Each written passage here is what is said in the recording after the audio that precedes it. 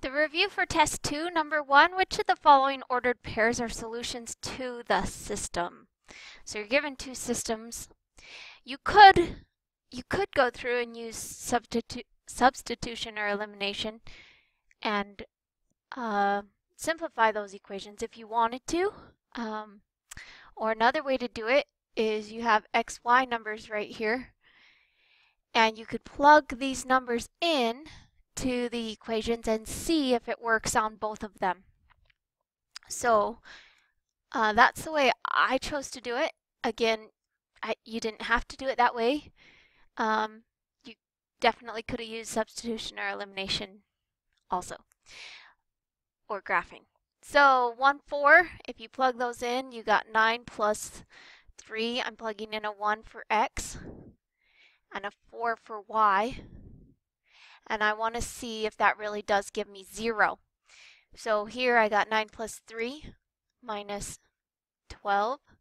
Well, 9 plus 3 is 12, minus 12 is 0. So the first one works, but you got to make sure it works in both, because if it only works in the first one, that's not a solution to the system. The system is both. So put in the 4 and the 1 again. Here I got negative 7. Here is negative 28 plus 21, which this really is negative 7. So A works on both. So then you could go through and try it again, but instead of the 1 and the 4, we put in the next number. So we got a negative 10 for x and a negative 7 for y. Make sure you put them in the correct places. 9 plus negative 30 plus a positive 21. And again, I mean, you could use your calculator and check and make sure too. This really is 0. Yes, that works. And then the bottom one, we're plugging in x, so negative 10. And we're plugging in the y over here, so negative 7. That's 49 plus 21. And over here we got 70. And 9 and 1 would make another 10, and that is 70. So B works. If more than one point works, you can definitely say, because they are linear, that they have to be the same exact line. So if you were to graph them, you would end up with one line graphed, not two, just one, because if you're getting more than one answer, a line cannot give you more than one answer unless it's the same exact line. So C, we're going to try that one, negative 3 and 0, negative 3 and 0. Here we got 21, and over here we'd have 21, so that works. Up top, 9 plus 9, nope, 9 plus negative 9, and then take away 0, which is really 0. And that's what it says, 0 right there. So C works. It does not imply that all of them are going to work, because maybe not all points are on the lines. The one line that is graphed in this case. So here we have 0, 5 and 0, 5. And up top we got 9, that's 0, so I'm not going to write it, minus 15. That does not work. 9 minus 15 is negative 6. So right away, I do not have to continue with that one. I'm done. And the very last one, 8 and 11. So 8 and 11, 8 and 11. And you do have to try them all again, because those two equations make one line, and you got to make sure that these other points are not on that line. So 9 and 24 makes 33, and 33 minus 33 is 0. So the top one works. Here we got negative 56, negative 77 plus 21, And sure enough, that really is negative 56 over here. So that one works out. So the answer to number 1 is A, B, C, and E. Number 2, I gotta get rid of this stuff. So move that over. Number 2, determine the number of possible solutions for the following system. And for this one, it doesn't look like we've got a variable that's easy to get alone. So instead of getting a variable by itself, oops, not 9, 12. Instead of getting a variable by itself, it probably is going to be easier to use elimination. Notice the top one has x, then y, then number. So on the bottom one, if we can make it look just like that, we got x's. And if I move the y's over, and then we've got our number here, that's what we want. So I'm going to minus 5y to move it over. I have to minus it to move it all the way across. So then I'd have negative 3x minus 5y equals 12. And the top would stay. So I'm going to just bring that down because it's all ready to go for elimination. And then from here, the 3 and the 6, I could flip them and multiply the top by 3 and the bottom by, the top by 6, bottom by 3. Or if you're familiar with greatest common or least common multiple, we would know that the 3, all I have to do is multiply 3 by 2 to get a 6 there. So I'm going to go ahead and do that.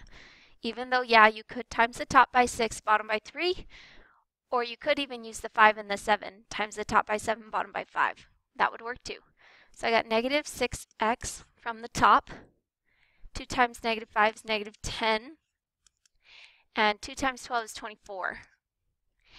And from here, the 6's, I need one of them to be positive to get 0. So now I'm going to go through and change the signs. I'm going to use another color so you can see it. Hopefully that changed it. Okay, so change the signs on everything. That's like I'm multiplying by a negative 1 to the whole equation. So I'm not changing it in value because I did it to both sides. And now when we go ahead and add these up, I do get 0. 7 and a positive 10 makes 17y. And over here we got negative 33. So the question was, determine the number of possible solutions. Well, right away here, after I divide that out, we see that y actually has a number answer. So if you're getting a number answer for y, then the number of solutions has to be 1 and only 1. You're going to get infinite or no solution when your variables cancel out. And we didn't have that on this one.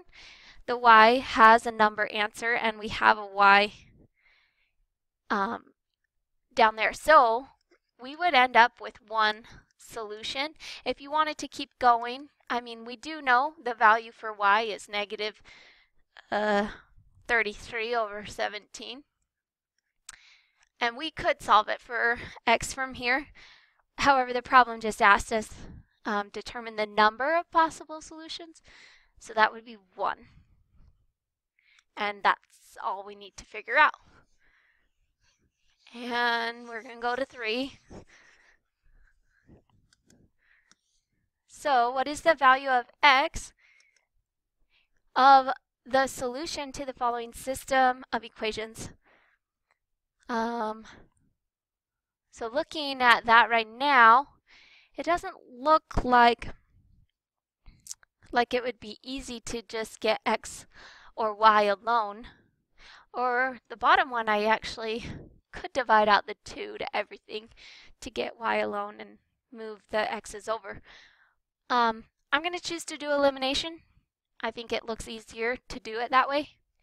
So on the top, if I move the 3x over to the other side, I have to subtract 3x. So I'm going to have a minus 3x on both sides. I can put the 3x first, and that's typically how you're used to seeing it. Then minus 8y, and then equals over here, that's 0. So I just have 20. And on the bottom, there's an equal sign, so I can put the 38 over here. I don't have to have it be first. And then everything here,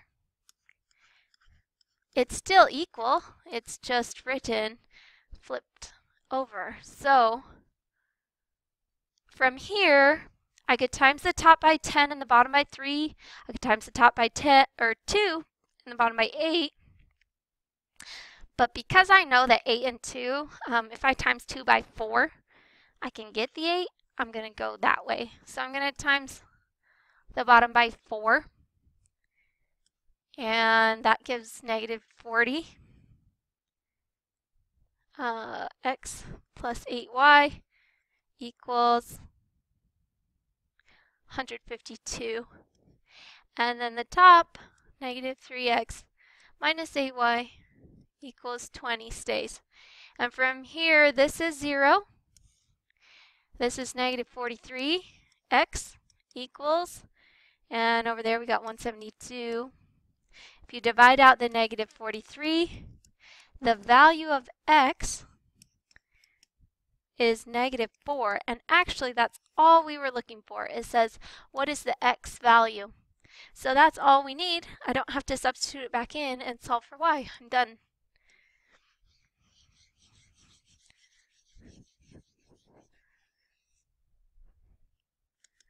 Number 4, the cost to purchase a song on iTunes is $1.29 per song. iTunes. $1.29 per song. Okay. To purchase a song from Napster, you must be a member. The Napster membership fee is $10. In addition, each purchased song costs 99 cents. So plus 99 cents. Okay. Write a system of equations to model how many songs you would have to download for the price of Napster to equal the price of iTunes. So in this case, we have our two expressions, and we want to set them equal. So $1.29x equals 10 plus 99 cents x. And you got bombs on both sides of the street.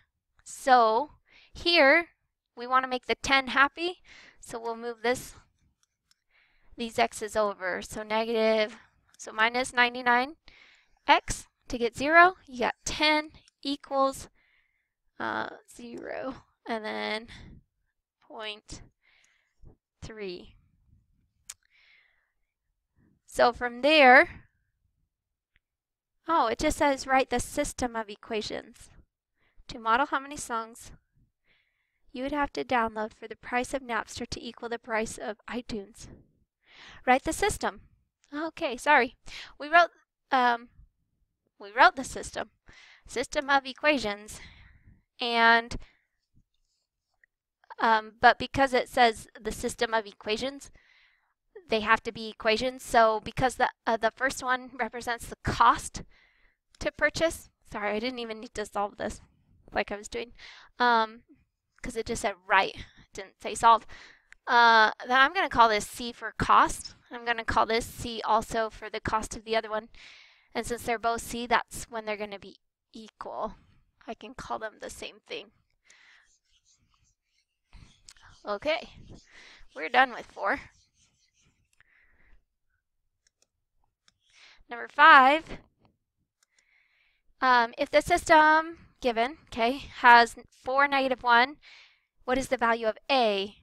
This is X and this is Y. So on this, we're going to plug in the X and the Y, and therefore we'll be able to find out the value of A.